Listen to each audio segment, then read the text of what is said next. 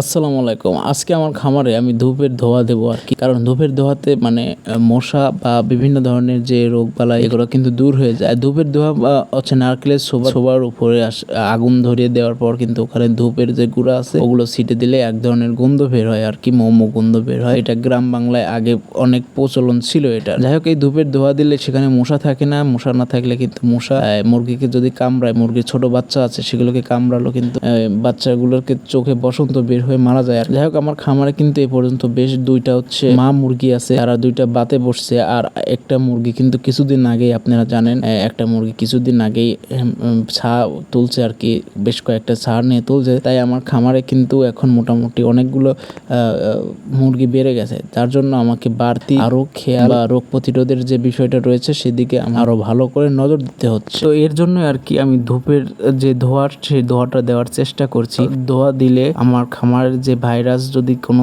থেকেও থাকে সেটাও দূর হওয়ার অনেকটা চান্স রয়েছে। এই জন্য ধূপের ধোঁয়া কিন্তু আগে অনেক মানুষই, যাদের খামার ছিল অনেক আগে, তারা কিন্তু এই ধূপের ধোঁয়াটা ব্যবহার করে। এর জন্য মশাও চলে যেত এবং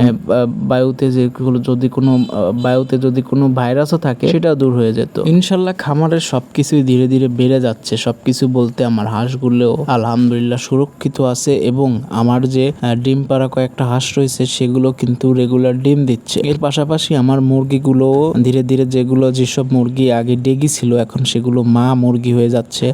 তারা এখন বাতে বসতেছে আর কি, কুচে বসাকে যাকে বলা হয় সেটা বসতেছে। তারা সেখান থেকে ডিম ফুটাবে। ডিম ফুটানোর পরে কিন্তু ছাগুলো হবে, সেখান থেকে আমার খামার যে চক্রবৃদ্ধি হারে আস্তে আস্তে বেড়ে যাবে, এর কিন্তু একটা সম্ভাবনা আমি দেখতে পারছি। যাই হোক, হাঁসগুলোর দিকেও নজরটা কিন্তু বেশ ভালোই দিচ্ছি, কারণ এখন যে আমার হাঁসের বাচ্চাগুলো রয়েছে সেগুলোকে আমি বাড়তি নজরে রাখতেছি আর কি। আর আমার বাড়ির বাইরে যে উঠানের যে জায়গাটুকু আছে এইটুকু আমি ফেলে রাখবো না, এখানে একটা প্ল্যান করে রাখছি। ইনশাল্লাহ আপনাদের দোয়া সেগুলো সফল হবে। ধন্যবাদ সবাইকে, ভালো থাকবেন।